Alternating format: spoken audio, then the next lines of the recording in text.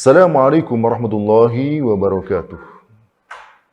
Alhamdulillahi rabbil alamin, wassalatu wassalamu ala sayyidina Muhammadin wa ala alihi wa sahbihi man tabi'ahum bi ihsanin ila yaumiddin. Saudara yang dirahmati Allah Subhanahu wa taala. Al-Quran adalah kitab suci yang berasal dari Allah Subhanahu wa taala, Zat yang maha benar dan maha adil. Dan diturunkan kepada manusia untuk diimani, diamalkan, dan diterapkan dalam kehidupan manusia. Tentu, karena kitab berasal dari Allah SWT, maka kitab ini terbebas dari kesalahan, terbebas dari kekurangan. Sungguh aneh kalau ada manusia yang meremehkan, menganggap enteng, bahkan mendustakan. Saudara Allah SWT, hal ini juga disampaikan dalam surah Al-Waqiah. Di dalam ayat tersebut Allah SWT berfirman, Innahu laquranun karim, fi kitabim maknun, la yamassuhu illal mutahharun, tanzilun mir rabbil alamin, afa bihadzal hadisi antum mudhinun.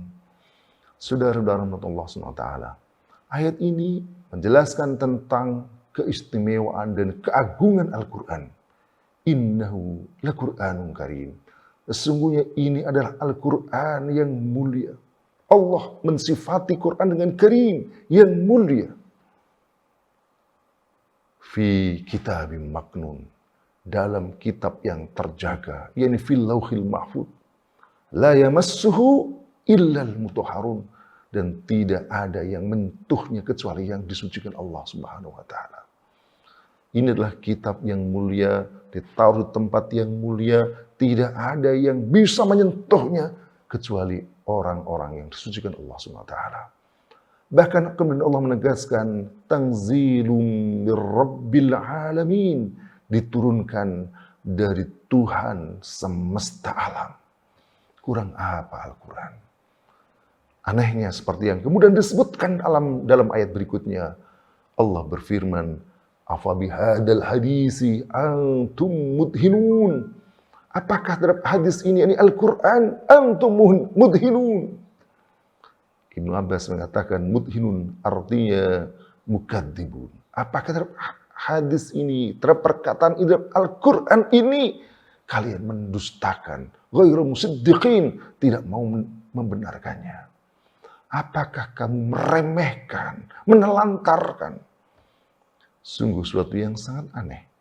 Bagaimana mungkin ada kaum muslimin yang mengaku beriman kepada Al-Quran, mengaku percaya bahwa Al-Quran adalah kitab yang benar, tapi dalam kenyataannya Al-Quran diterima sebagian, diamalkan sebagian, sebagian yang lain dianggap menimbulkan masalah, dianggap radikal, dianggap membahayakan, dan pada saat yang sama justru mengambil undang-undang, sistem, dan hukum dari orang-orang kafir.